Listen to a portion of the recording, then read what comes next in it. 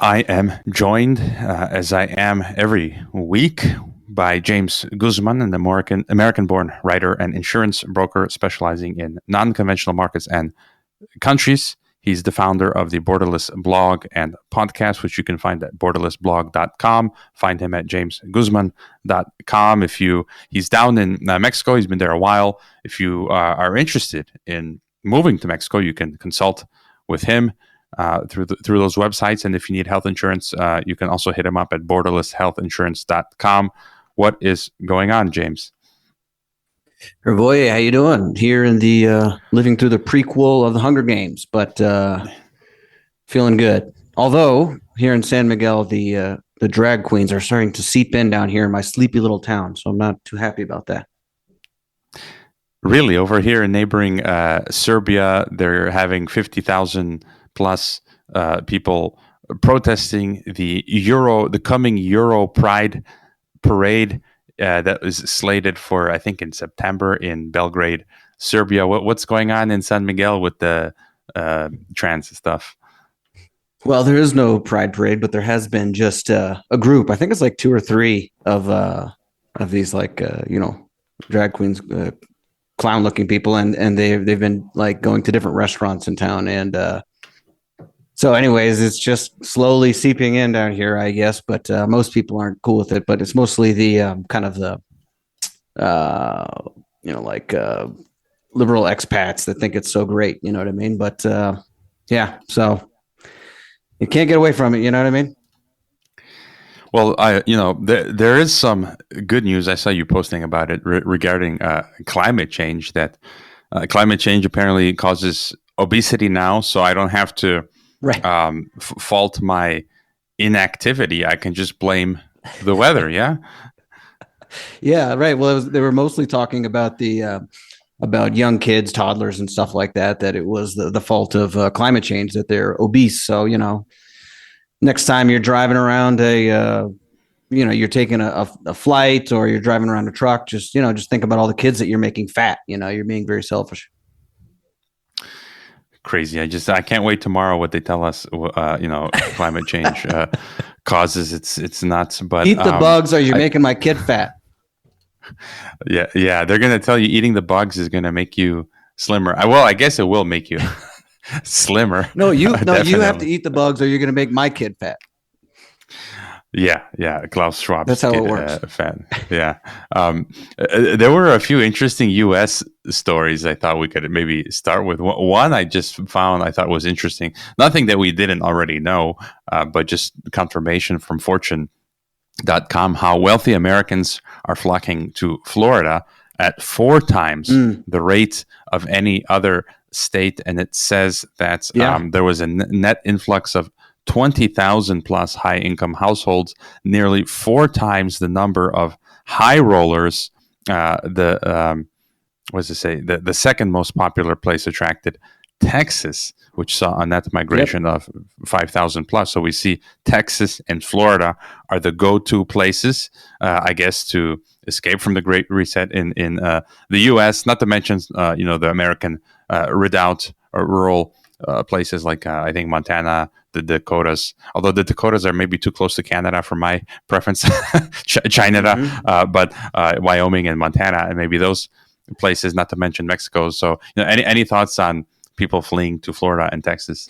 Yeah, no, and it's very interesting because it's also the demographic of people that are moving to Florida. I think it was the people going to Florida was around $120,000 per year was the average, and then the people leaving was around $68,000 per year is what they were making. So also Florida, because of their, I'm sure because their tax policies and other types of things, they're attracting more high net worth people, and just like that, the government is making more money. I'm not in a huge, in favor of the government making more money, but it works for them and it works for everybody else. Then it seems to be on the right track. And I've always said that this is something that over the coming years that we're going to see more of, is people that as they get more mobile, as the baby boomers are more on pensions and things like that, they're going to move to places where it's lower taxes, where there's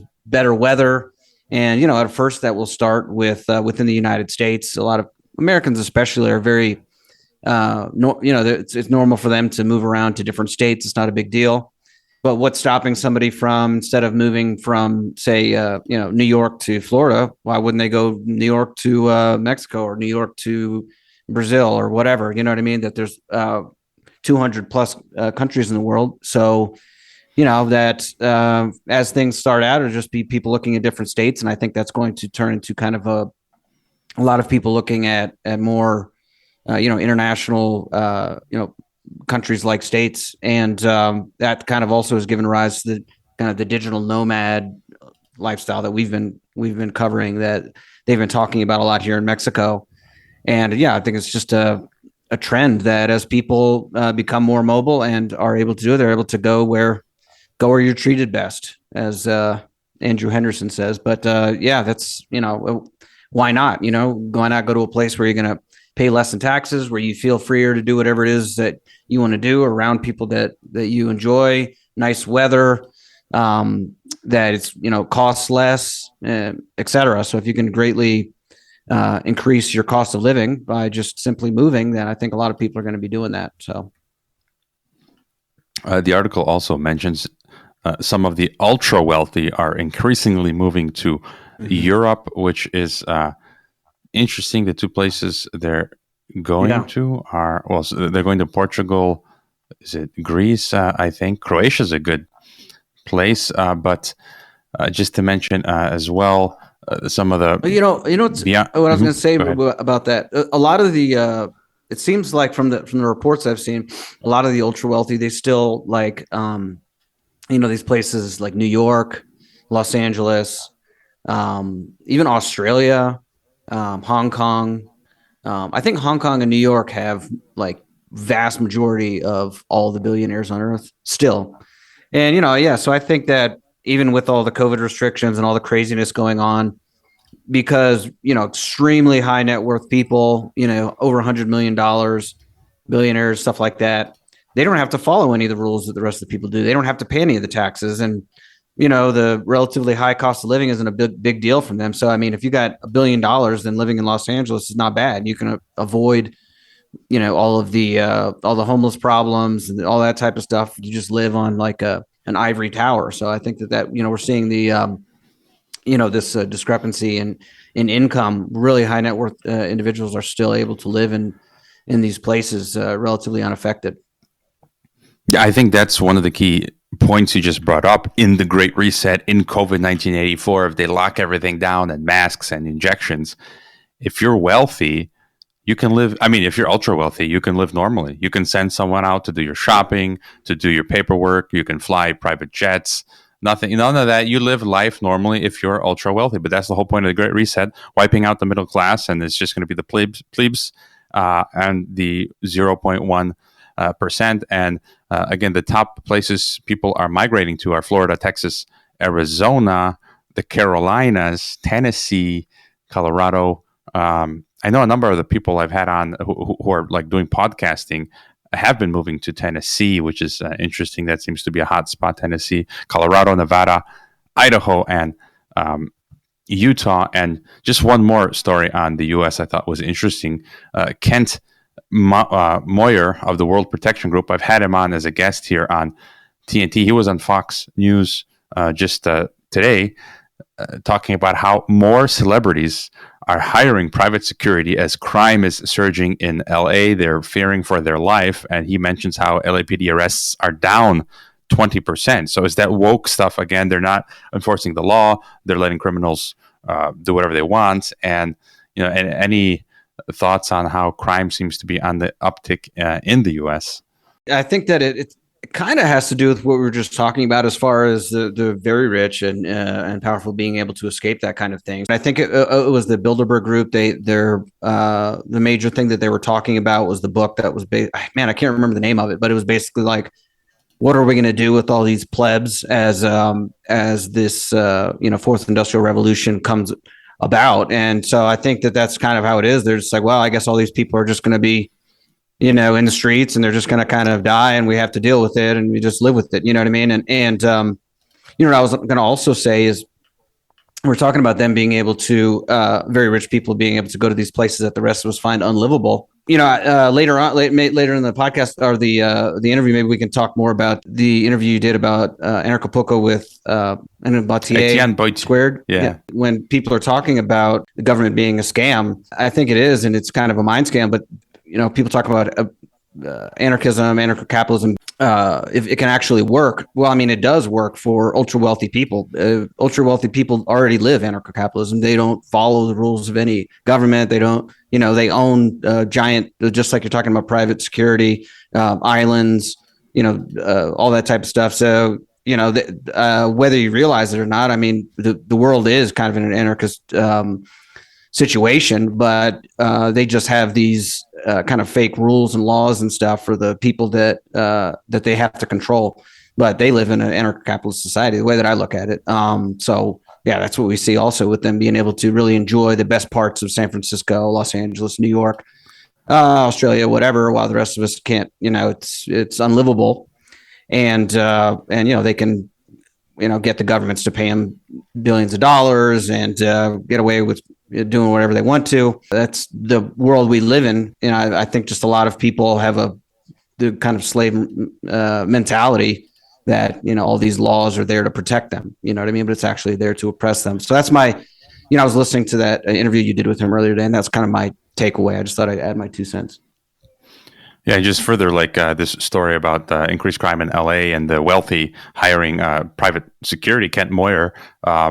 First of all, he can't even find enough people that are qualified, and he's one of the few doing now drones. And he is this 24-hour stuff where you've got the bodyguards, and then you've got drones overhead. If you're one of those wealthy people, and you can protect yourself.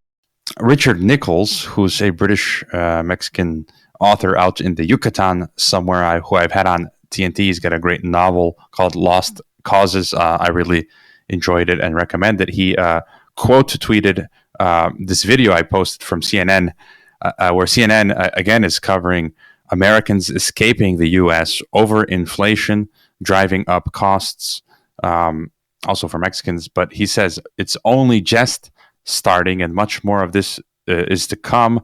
And I kind of feel like we got in on this early, inadvertently, James. Like both of us came, let's say, a decade ago to Mexico, and now people are just flooding in. It's just interesting it's just amusing to watch all of this happening as we're just already all settled in. I've become a Mexican, and people are just rushing in now, dealing with all of the paperwork. As well in Mexico, prices are going up. And so, your further thoughts on this?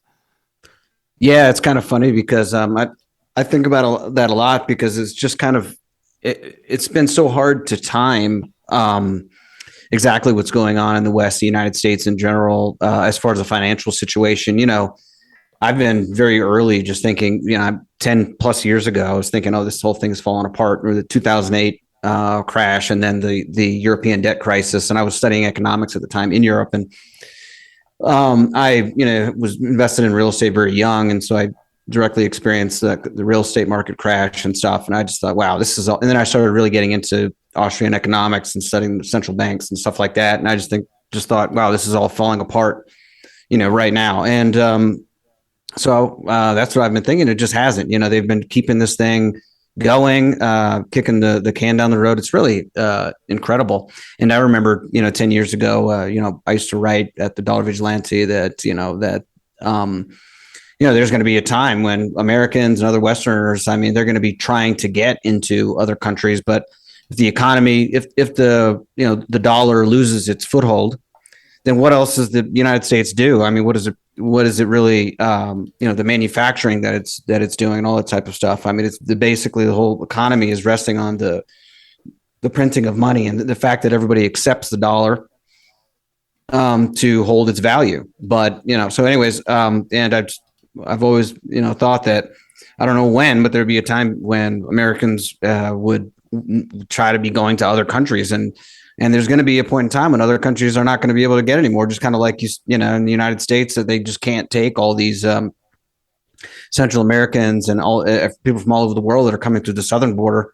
well, what if that situation was also reversed, where there's just all kinds of broke Americans that can't afford to live in the United States, as we're seeing now, if it gets any worse, or Europe, and they're trying to get into other countries that could be Mexico. The end of Mexico, just say, well, we're gonna have to restrict people coming in, and as we mentioned before, like Ron Paul used to say, that the wall wouldn't be to keep people out, but to keep Americans in, that kind of thing. So, and we also used to write about, we had what was called the Underground Railroad, that people would be like trying any way to get out of the United States, whether they had, some type of unjust charges or something like that they needed to escape the United States, and they'd be coming down, and that's what Derek Brose calls with his the Freedom Cell movement, which I'm part of.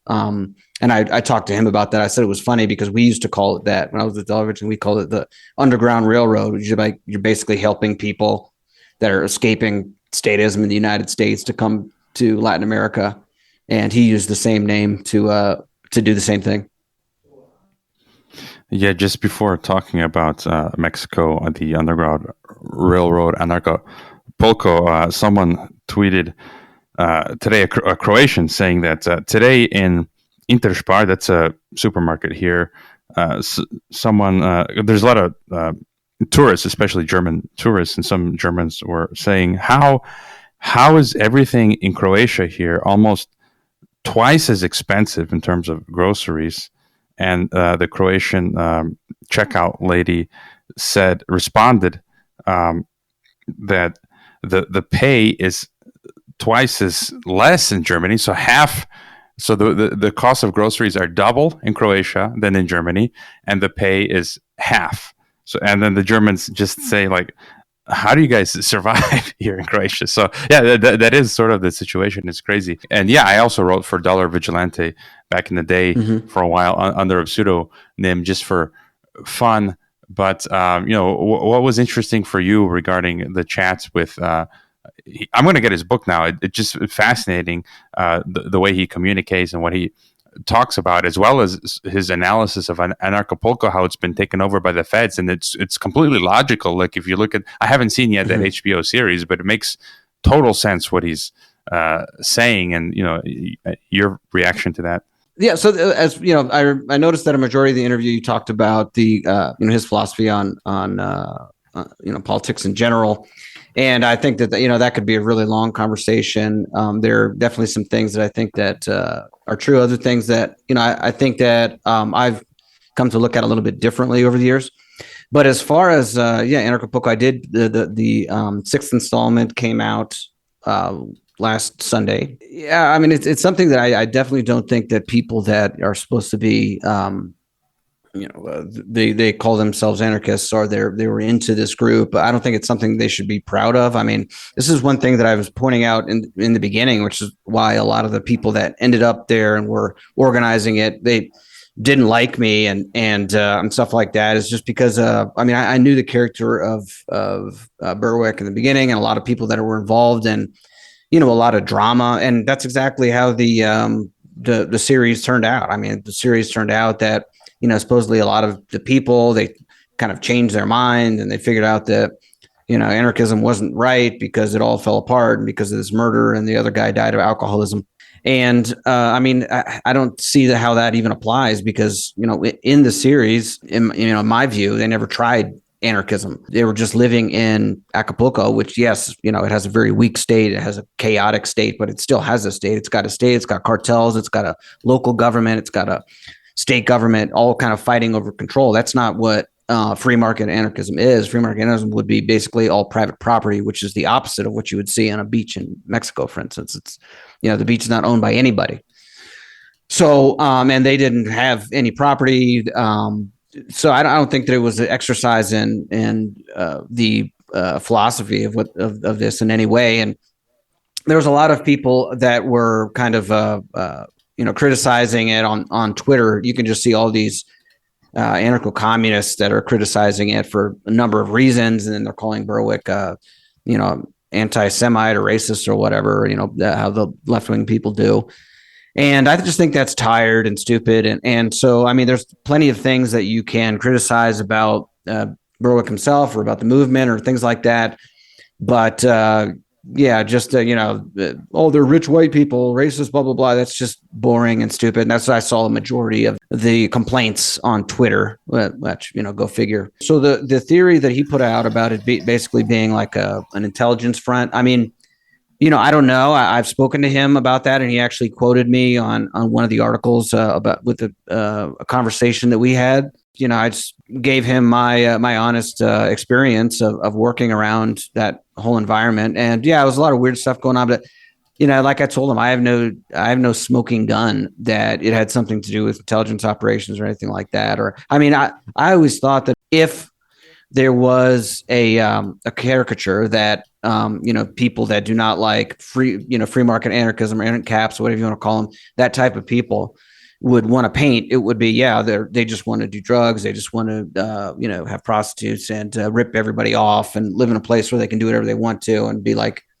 the king and threaten people with violence and stuff. And so in that way, a lot of the stuff surrounding Acapulco, Berwick, it reflects that. So, I mean, if I was an intelligence, person trying to create a caricature, then that's what I would do. And I find it very hard to believe that anybody who's spent good amount of time around that whole scene can continue to support it and continue to, especially with Berwick, can go along with all that, support it, whatever. I mean, it's obviously a ripoff and a bunch of scumbags. So I find anybody that is still around that, still kind of speaking well about the whole thing, is at the very least they're guilty of being horrible judges of character. So, I think a lot of people that, they were involved, maybe they had a good time, maybe they had met people, they went, they thought about going, maybe they didn't actually go. But, I think it's time to regroup. It's time to rethink. Obviously, a lot of the people, there wasn't good vetting that went along with the people that were associated. Nothing happened. Okay. You didn't set anything up. There was no community. There was no, society that was set up. And it was a failure. So, that's what people, if they're listening to this, you need to come to terms with that and, regroup and think about what went wrong. And I think part of what went wrong was that there's a big vetting process that you're going to have to do if you're going to try to create any type of community. I support, left-wing anarchism, right-wing anarchism, whatever, all these different types of things that people want to do with their own societies. I support that. But I think that one of the big things you have to think about is understanding who is part of your society and who's not, because any society, I don't think any society can exist where it's just completely open with people that have completely opposite and different ideologies. So at least you want to have people that agree with you on, a basic level about ethics and things like that. And you can go from there. So, you have to have some sort of a vetting process and a plan, and people that are intelligent and actually produce things, do things, organize leadership, etc., and not just a bunch of people that just say, "Oh, I want to be free," and just do whatever they want to. I mean, that's ridiculous. So I just don't think that. I think that's where they went wrong. And just to add, you can have someone come in. I think as Etienne Boissier squared implies that.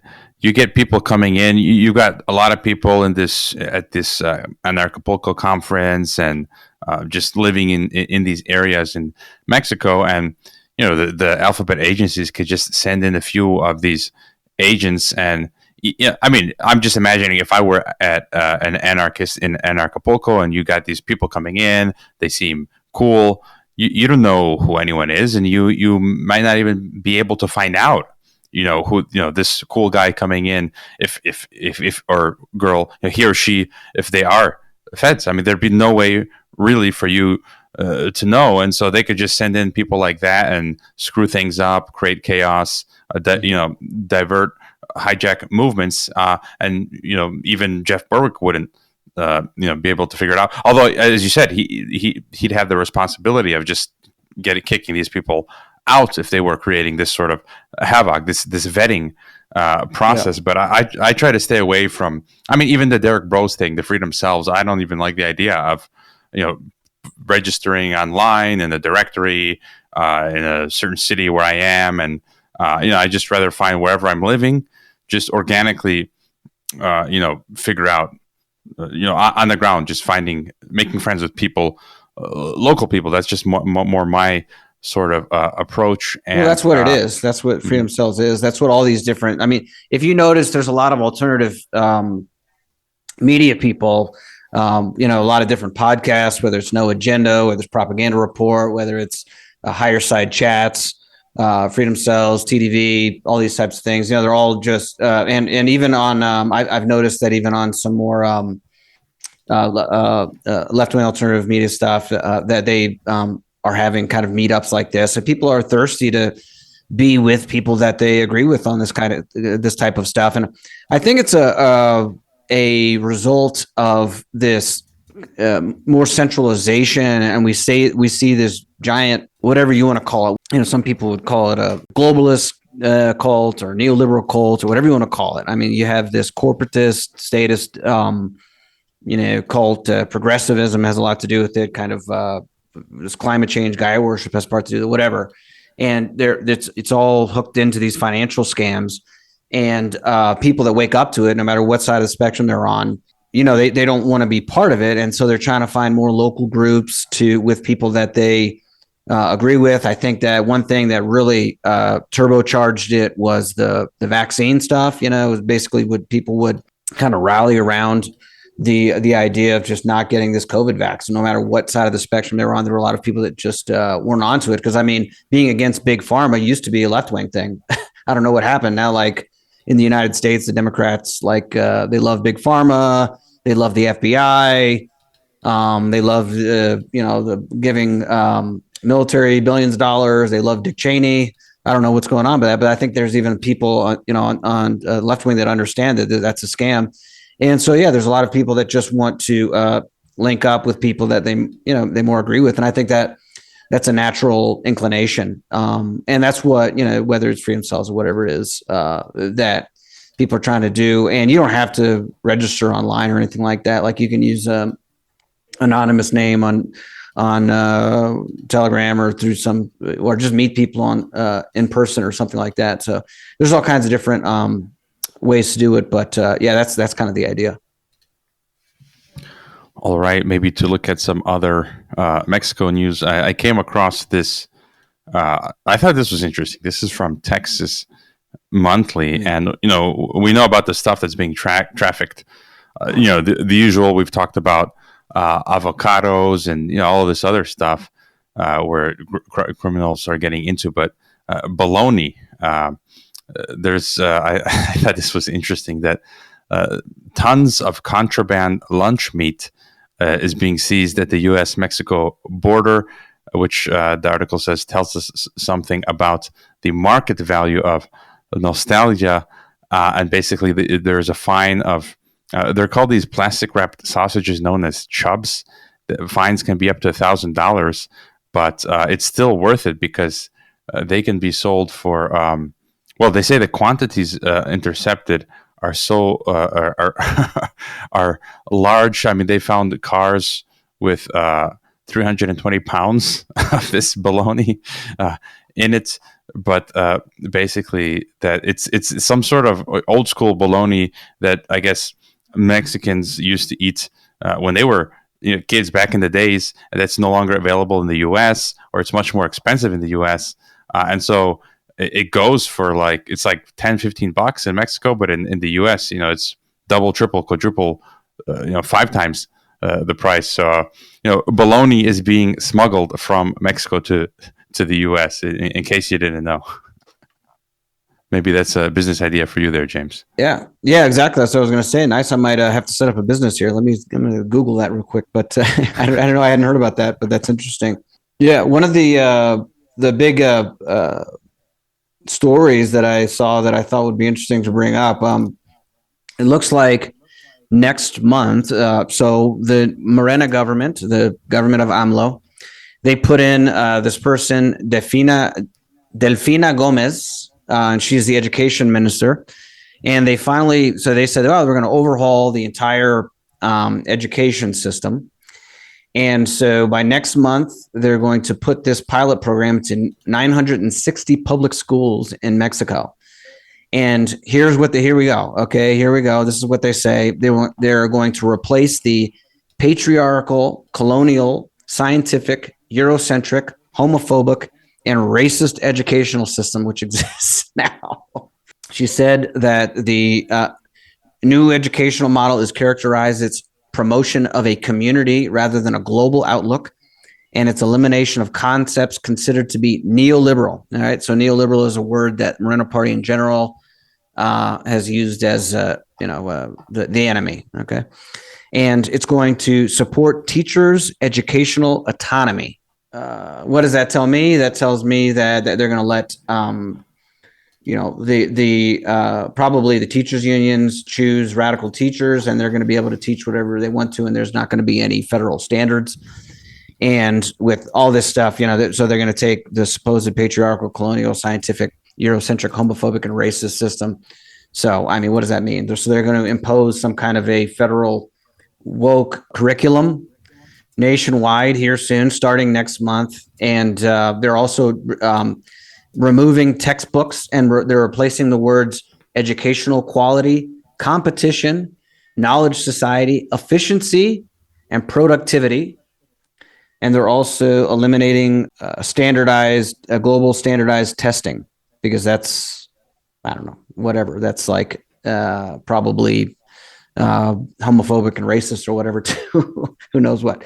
But so that's, the public school system in Mexico is not great, as I'm sure everybody could imagine. And now they're, it looks like they're going to do a whole other level of whatever egalitarianism, socialism into the Mexican public school system, which is, I feel bad for the kids that are going to have to live through this. My kid obviously is never going to go to public school.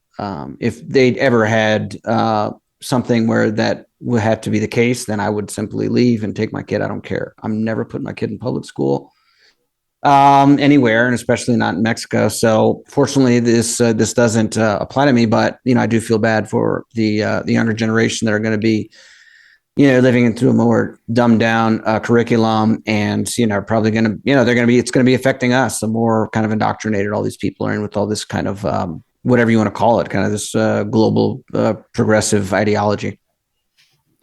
Yeah, I was just thinking the other day that this woke one world governmentism, great resetism, it's going to come in, I think, in different regions and different cultures. It's going to come in everywhere, but in different ways with different flavors and variations. It'll come in, I think, through the right wing in some countries, through the left wing in others.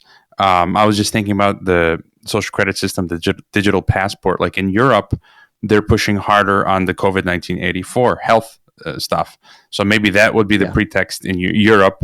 We know the EU since 2018. I remember back in 2018, they had the plan to roll out vaccine passports in the EU right around this time. But maybe that will be harder to implement in, say, Mexico. So the way they'll bring in biometrics and social credit system might be through the pretext of the security, cartels. Oh, we need, biometrics and all this because the cartels in Mexico, in Europe because of monkeypox, and it's just, they're going to bring it. And that made me think about what you were talking about, because at first you thought AMLO is kicking against the globalist pricks, but he's because you mentioned some of the key words. On the surface, maybe some things might sound cool. Okay, it's this anti-imperial thing, but it's all about collective now, right? Collective. They're going to bring in these commie woke left wingers, which in Mexican academia, I know I taught there. Most of the teachers now are left wing progressive, pretty much, globalist, following the official narrative on anything. And so, yeah, that's unfortunate. And I agree with you on the education stuff. And just the AMLO, there were some key news about AMLO. I thought, again, he does one cool thing and then one bad thing. The cool thing that he did, New York Times published today, how Mexico is seeing its energy future in fossil fuels, not renewables. And apparently, he said, AMLO, we ignored the sirens song, the voices that predicted, in good faith perhaps, the end of the oil age and the massive arrival of electric cars and renewable energies, he told the cheering crowd. So I was actually, yesterday, I was talking with Art Bell, this petroleum engineer, who was more of the view that we're overpopulated and this sort of thing. But I'm with AMLO here. I actually think we need to stick with the oil and screw the EVs and renewables. So this is really cool that he seems to be doubling down on fossil fuels. So I think that'd be a good thing for Mexico. Yeah. Oh yeah, no, I think he understands, where his power comes from. I mean, especially because Pemex is such a large amount of the economy, just like kind of a lot of Middle Eastern countries that have nationalized oil. They if they were to really screw over their oil market, then that would, they would lose all their power. So I think he knows better than that. And I don't think, a lot of people like, oh, well, he needs to. That's why the oil companies, it's not the oil companies. The government owns the oil companies. Okay. So that's how they regain their sovereignty. And they understand that as far as the economics of it, just implementing these overarching green technologies. I mean, it doesn't make any sense unless you have a bunch of money to blow, which all these Western countries seem to think that they have. Then, if you actually have to keep some sort of budget, then you understand that it doesn't make any sense.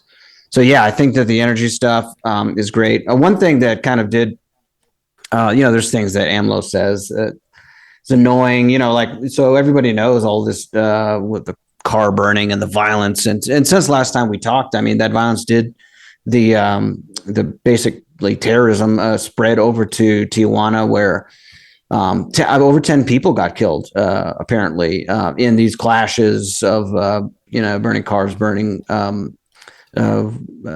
shops and stuff like that.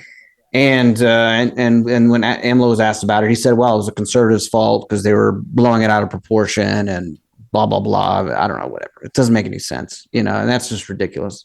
So, yeah, sometimes the stuff he says really gets on my nerves.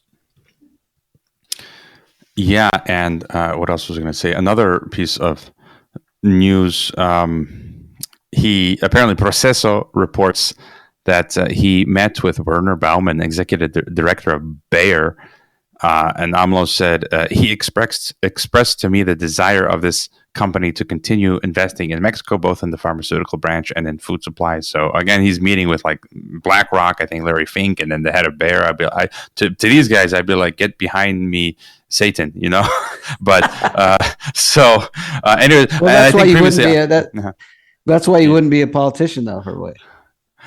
No, yeah. I mean, yeah. That's just how it goes. And I mean, because the way it works, I mean, you got to meet with these guys, I guess. I mean, you know what I mean. You can't just tell them to F off. You know what I mean. As a major nation state, you have to somehow like meet with them and try to play some sort of ball. You know what I mean. Even if you not completely. I think in some way, a lot of these Latin American leftist leaders, they meet with a lot of these guys, but I don't know how much they really are on board with everything. It's hard to say. Yeah, I was going to mention, I might have had a brain fart earlier. I said yesterday, I may have said Art Bell. That's the late Art Bell. Yeah, I thought you said Art Bell from. I meant Art Berman. I'm having a slight headache. I was going to say, yeah. I'm not 100%. So Art Berman, the petroleum geologist, not Art Bell of Coast to Coast. But yeah, because I was thinking, I was like, wow, you spoke to Art Bell. That's pretty cool. Yes, I was having a seance with Art Bell. Yeah, no, sorry. Yeah. What else is interesting here? I just thought. Oh well, let me just mention, since we got a little bit of time left, we were talking about AMLO. Another story that's been big in Mexico is that.